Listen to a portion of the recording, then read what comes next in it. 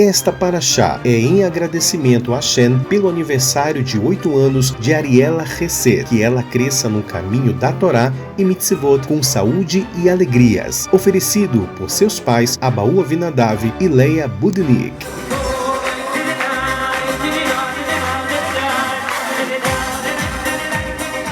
Yosef na casa de Potifar. Yosef foi levado para o Egito. Ele cai na casa do chefe dos açougueiros chamado Potifar. Potifar desconfia muito. Esse cara aqui é fino demais para ser escravo. Ele só aceita contratar Yosef como escravo depois que ele consegue o documento de venda com o selo das 12 tribos, né? Lá daqueles midianitas e os ismaelitas. E logo que Potifar bota Yosef para trabalhar, ele vê que ele estava diante de um cara muito diferenciado. Ele é cuidadoso, ele é caprichoso com as propriedades do patrão, e começavam a acontecer também coisas milagrosas todo dia.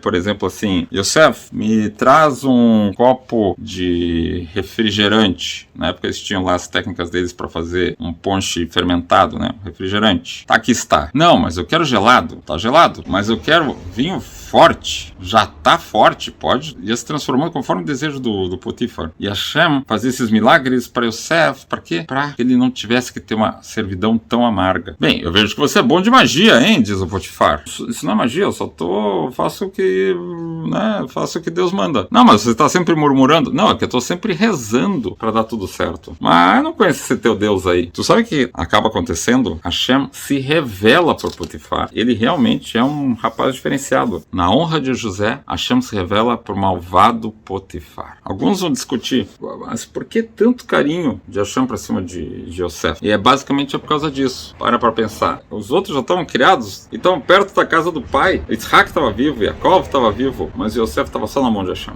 Potifar testa Yosef no campo por 6 meses. Yosef é um administrador perfeito. E Potifar testa ele na casa, sai melhor ainda. É impressionante. O nível de confiança cresce tanto que Potifar coloca Yosef ao encargo de tudo que era dele. Podia ter responsabilidade, direitos e deveres sobre qualquer bem que era do Potifar, né? Ele guardava tudo, estava tudo aberto para Yosef, com exceção da sua própria esposa. O teste de José. Agora que a vida na casa de Potifar estava mais tranquila, Yosef relaxou. E isso não podia acontecer. Como é que ele podia relaxar considerando o sofrimento que o pai dele estava passando lá? Talvez ele não quisesse envergonhar os irmãos, por isso ele não avisava o pai, mas mesmo assim, como é que ele se permitiu relaxar? E aí veio o teste para ele. Potifar tinha uma esposa chamada Zuleika. Zuleika não conseguia resistir aos encantos de Yosef. Ainda por cima, Zuleika pega e vai aos astrólogos e descobre que ela um dia teria descendentes junto com o Yosef. Então lá, eu preciso pegar esse menino, preciso pegar a semente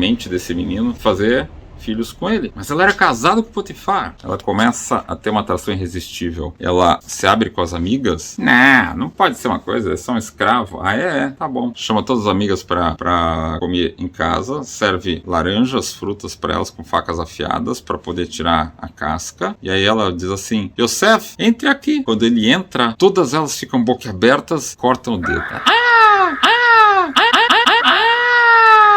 Olha, se vocês estão sofrendo com o dedo cortado, imagina pra mim o que é dia após dia, este último ano inteiro, esse menino lindo aí e me desprezando. A gente não pode esquecer que Yosef era descendente da Raquel, ele era uma pessoa diferenciada, por dentro, por fora, era irresistível. Ela começa a tramar, eu preciso agora fazer um filho com ele. E ela, dia após dia, fica tentando e ele não dá bola. Zuleika trama um plano. Tá se aproximando o dia da enchente no Nilo, o Nilo se esparrama por todos os campos para fertilizar a terra do Egito. Era uma ocasião festiva. José não vai porque José tinha que trabalhar. E Zuleika diz que está indisposta e vai ficar também. José falha, é o vacilo de José, e ele fica sozinho com ela na casa. E ela então se prepara. Todo dia ela já trocava 3 vezes de cabelo para ver se ficava bonita e atraente para Yosef. E ele sempre resistindo. Ela bota uma super produção, arrasa.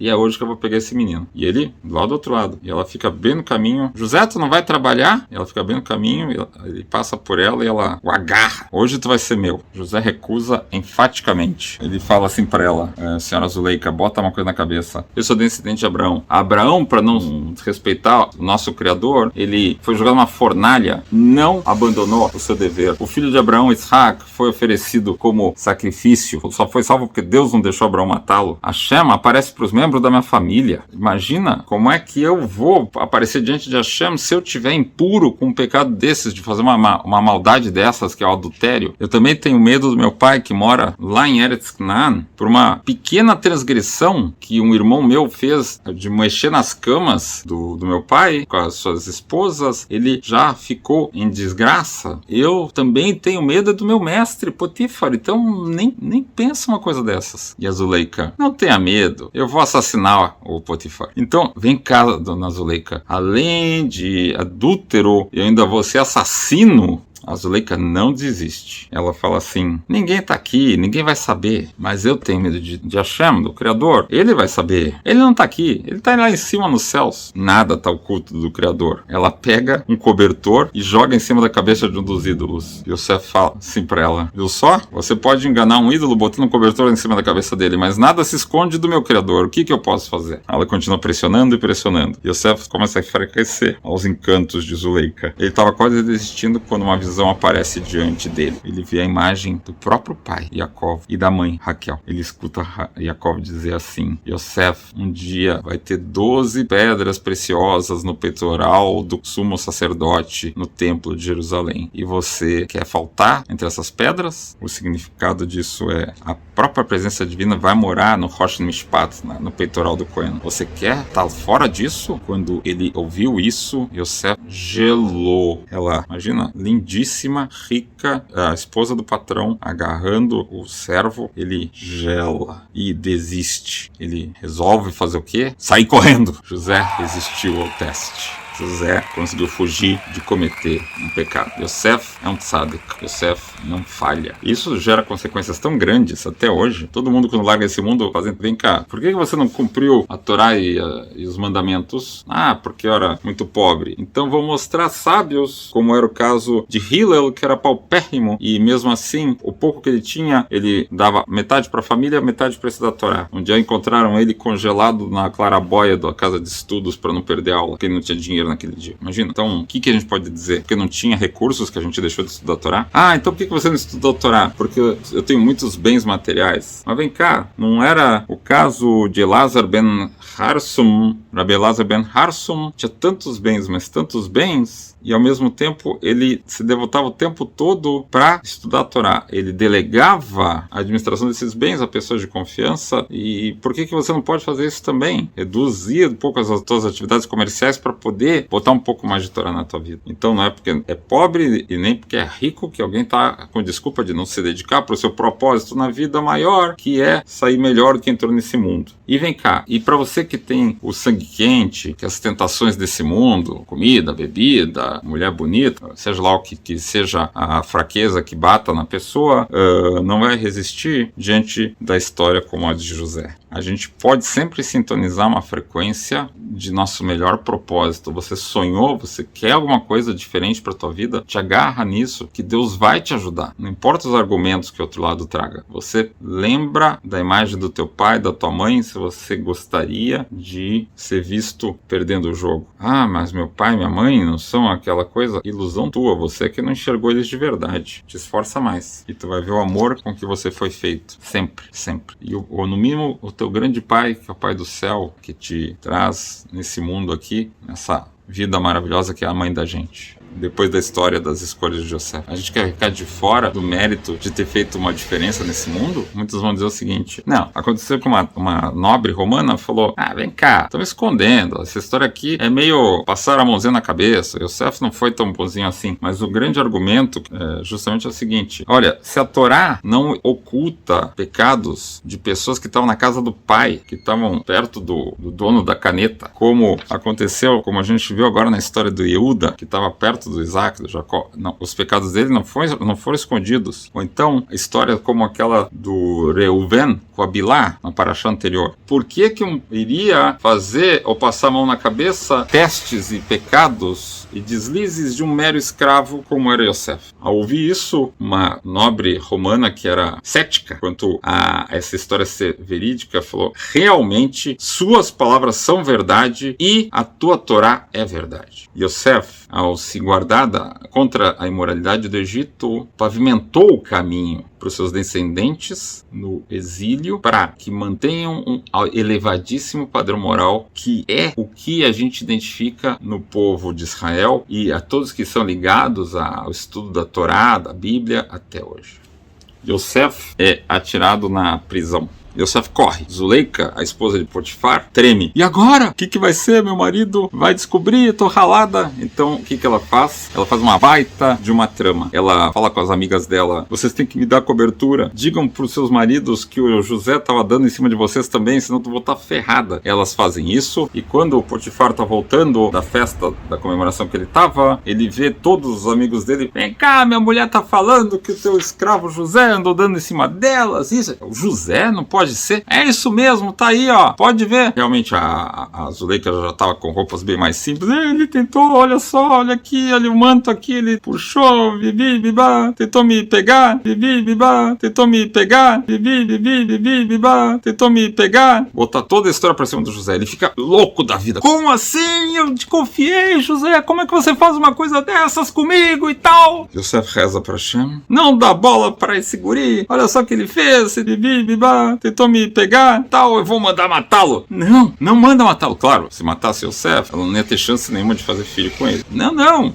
Simplesmente manda ele preso. Mas imagina, ele é um escravo precioso, bota ele pra trabalhar lá na cadeia. Não, por um ato tão ruim, esse escravo merece a morte. Bem, o Potifar tinha uma menina em casa que ele criou como filha, chamada Osnat. E Osnat, quem era Osnat? Osnat era filha de ninguém menos do que a Dina e o Shem da paraxá passada. Na confusão da guerra que se seguiu depois da destruição de Shem, a menina acabou no Egito e adotada depois de muita confusão na casa de Potifar. Ela só tinha um colarzinho que o vovô Yaakov colocou no pescoço dela, dizendo que ela era de uma linhagem nobre. Mais nada. E ela fala pro pai: pai, a mãe quis aprontar pro Yosef esse tempo todo, não acredita nela. O Yosef é inocente. Aí ele se sensibiliza e começa a falar: e agora? Quem tá com razão? A minha mulher, que já eu sei que ela não anda muito no trilho do trem, a Zuleika, ou a Osnat,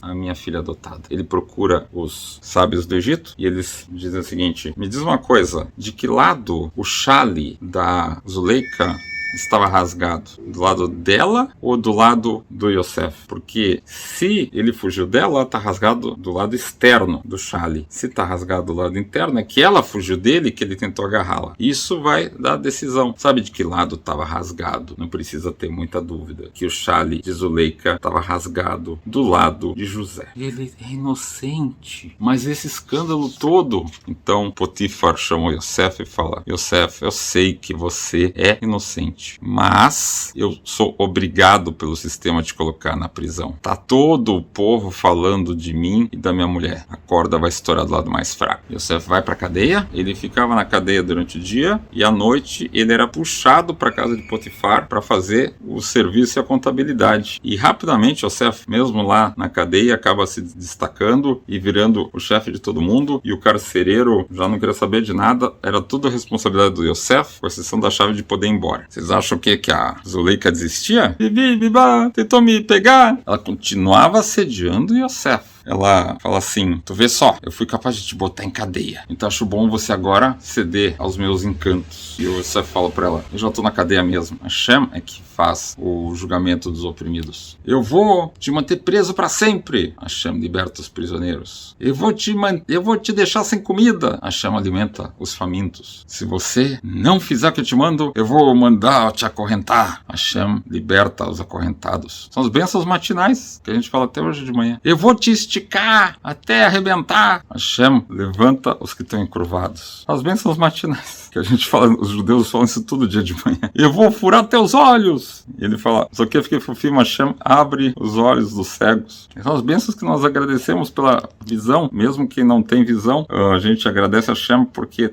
faz ter pessoas em volta que enxergam e ajudam a se orientar. Eu vou te mandar como escravo para um país estrangeiro. Hashem protege os prisioneiros e os estrangeiros, o órfão, a viúva. Assim, ela argumenta, e cada provocação que ela faz, a gente vê que acaba surgindo mais uma bênção que a gente utiliza até hoje nas rezas matinais. Impressionante. Hashem guarda todos os que buscam a ele. Bibi, Bibá, tentou me pegar. Sabe o que a Zuleika apronta pro Yosef para obrigá-lo a... Porque ele sempre baixava os olhos e não olhava para ela. Nem olhava. Ela manda botar debaixo da barba uma ponta de ferro aqui para ele ser obrigado a, quando estava na casa deles, não poder baixar a cabeça e sempre ter que olhar para ela. E mesmo assim, ele dava um jeito de não olhar. Bibi, Bibá, tentou me pegar. Mesmo na prisão, Yosef estava com a presença divina. Ele ficou preso 10 anos nessa prisão, cada ano correspondendo à opressão que ele fez e à má língua, a Lashon Hará, que ele fez contra cada um dos seus 10 irmãos. Depois de pagar tudo isso, começa a acontecer a porta que levaria Yosef para a grandeza. Depois desses 10 anos, a fofoca agora é outra. O copeiro-chefe vai para a cadeia porque uma mosca caiu no vinho do faraó que ele estava servindo. E o padeiro-chefe vai em cana porque um pedaço de pedra foi encontrado no meio do pão que era para o faraó comer. Os dois são condenados a ficar 1 ano presos, sofrendo até a sua execução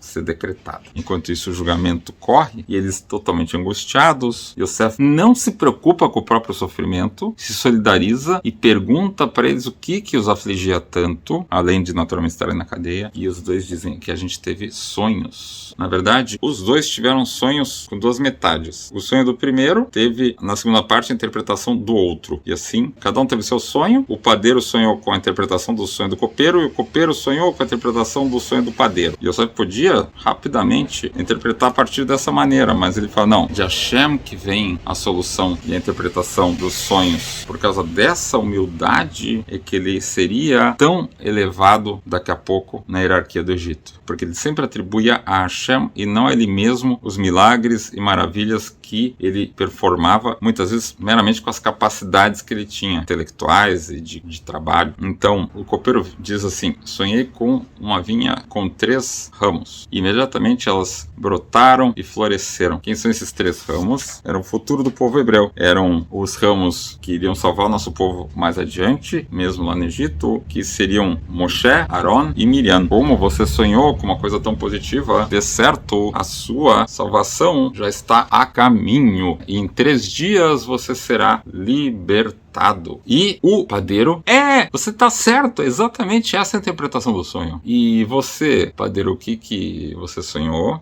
Eu sonhei uma coisa muito triste. Eu sonhei que eu carregava 3 cestos na minha cabeça, um em cima do outro, e no cesto de cima tinha todo tipo de pastéis e maravilhas, mas os pássaros vieram na de cima e foram comendo todos, inclusive até de baixo. E se você sonha pássaros comendo da tua cabeça, isso é uma profecia muito triste, porque na verdade ele viu o quê? Ele viu 4 níveis de cestos, significam, portanto, os 4 povos que iriam fazer a opressão do povo hebreu. Isso daí é minuciosamente descrito quando a gente fala do sonho de Jacó na Parashá Vayetze. Ou seja, você sonhou com os opressores do povo hebreu, Babilônia, Midian, gregos e os edomitas, Roma. Quando fala que o último estava fazendo esse mal para todos os demais, é porque realmente é a opressão que o nosso povo ainda enfrenta enquanto não chega a revelação do Mashiach. Então ele fala, como você previu tudo isso, diz Yosef, infelizmente eu tenho que dizer que daqui a 3 dias você será condenado e executado. E é realmente essa interpretação do sonho, diz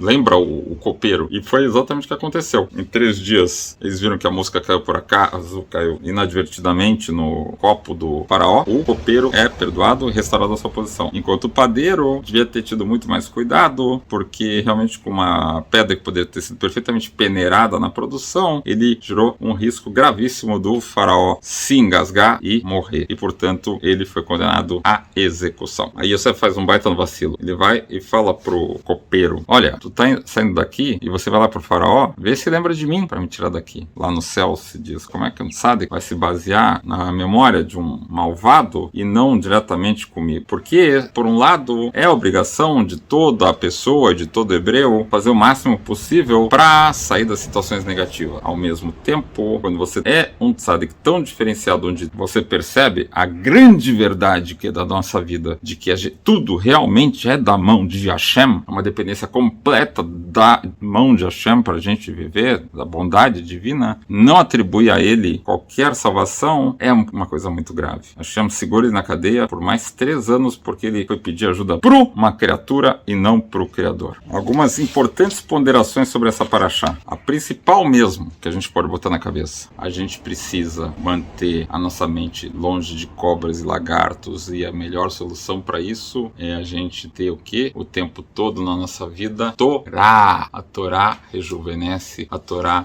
nos fortalece a alma. Um padeiro, um copeiro pode te esquecer, mas se você lembrar que Hashem não esquece de ti, que Hashem acredita na gente, você se empodera, você faz toda a diferença para tua, para nossa, para todas as nossas vidas. Para pensar uma coisa: Yosef permaneceu sensível, mesmo com tanta opressão. Yosef permaneceu sensível para o sofrimento dos outros. Sai um pouco da tua própria narrativa, do teu próprio ego, de como a gente pensa é a porta para a nossa libertação. Ou achando que Yosef vai continuar preso para sempre. Mantenha-se livre, mantenha-se conectado, descubra o seu propósito, não deixa o mundo definir se você é nobre ou escravo. Você, pelos seus atos, vai mostrar a tua melhor natureza sempre que você quiser. E se não te escutaram ainda, não te preocupa, porque Hashem vai te trazer na melhor hora a tua salvação. Leva a vida com alegria, leva a vida com presença de espírito, leva a vida com esperança, como esses tzadikim, no meio de tantos desafios, conseguiram exercitar essa serenidade interior que é expressado no nome dessa paraxá, Vayeshev. Fica sereno, fica tranquilo, fica suave na nave, entrega para Hashem revelar na hora certa o melhor propósito de tudo isso em que a gente se mete na vida e toda a luz que vai se revelar diante de Hashem. Participa dos nossos encontros, das nossas aulas em grupo fechado, apoia o nosso canal. Se gostou desse vídeo, conta para os teus amigos, te inscreve, né? Se quiser apoiar o projeto, você pode fazer um Pix. Em resumo, trata de levar uma vida extraordinária e Shabbat Shalom!